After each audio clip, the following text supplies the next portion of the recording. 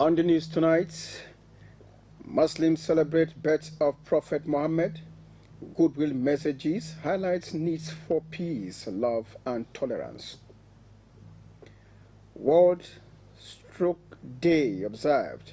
Health Organization targets beating down 1 in 4 adult prevalence rates of the condition. Plus, experts sue for use of renewable energy, say it's costless and is harmless. A very good evening to you. Thank you for joining us on the news tonight, and a happy Eid al-Maulud to our Muslim brothers and sisters out there. My name is Good Luck, Eid Naini. And our Muslim faithful have been enjoined to obey the teachings of Islam and to respect leadership. The chief imam of the Benin Central Mosque, Malam Abdul Fatai Enabudele, said this in an interview as faithful observe Eid al-Maulud, the birth of Prophet Muhammad.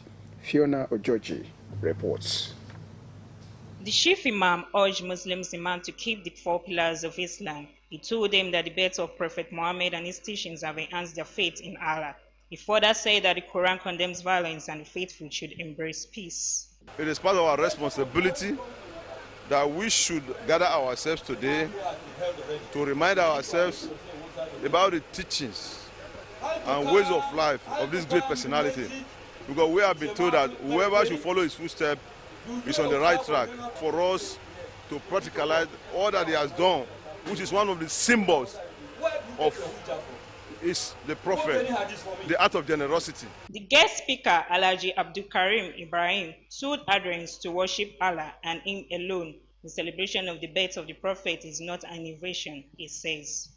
We have this birthday of the Prophet celebration to honor him because he has sacrificed a lot to make sure he lead mankind from error to manifest error. Prayers were also offered for good governance in Nigeria. A day like this is set aside to celebrate him and to also thank Allah for all that he has been doing for mankind. We are praying for our leaders, for God to direct them to take us to the promised land. In Benin, Ojoji Fiona, NCA News. And Governor Obaseki wants Muslims to emulate the virtue and the teachings of tolerance and peace of Prophet Muhammad. In a statement, he says the celebration of the birth of Prophet Muhammad is a time for thorough soul searching so as to fall back on the Prophet's teachings of good neighborliness, which he said is needed now more than ever amid the coronavirus pandemic, urging them to show love and tolerance as espoused in Islam.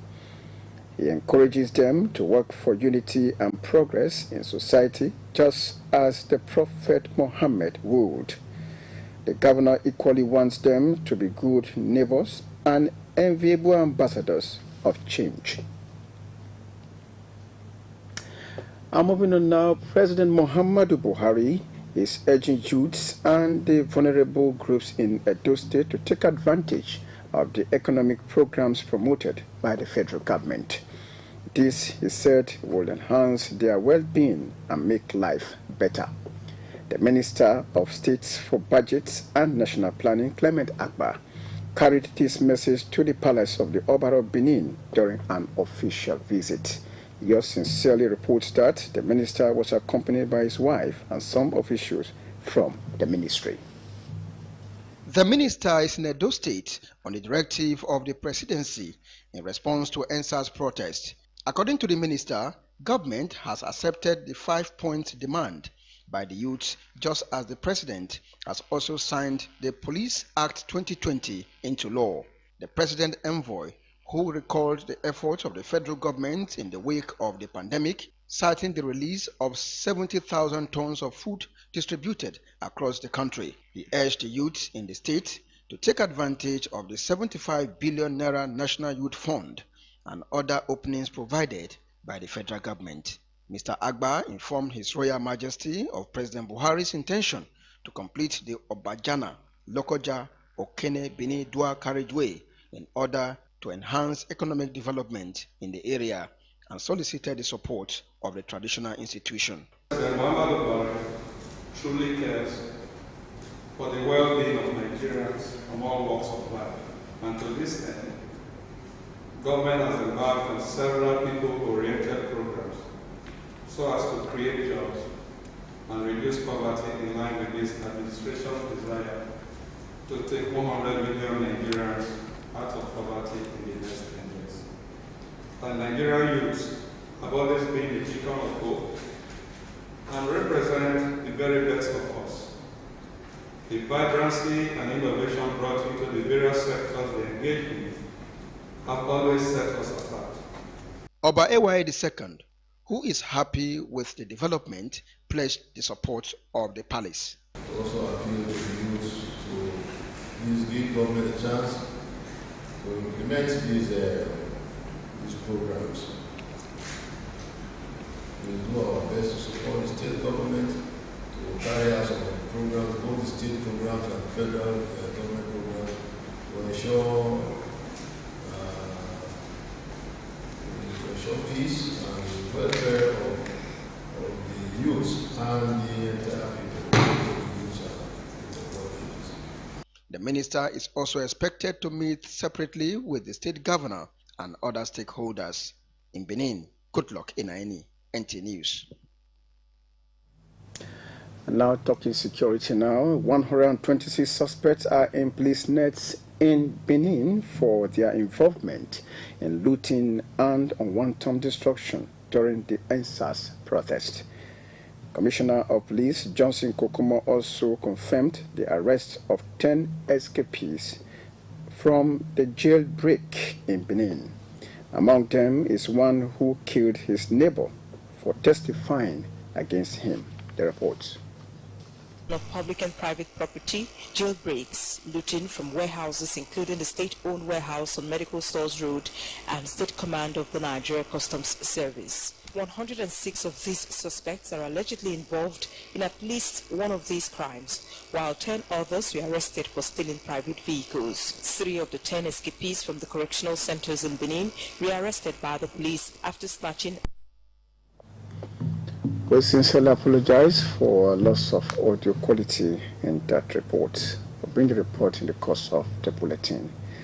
And now the Environmental Rights Action and Friends of the Earth Nigeria is advocating a shift from fossil fuel to renewable sources of energy in the country.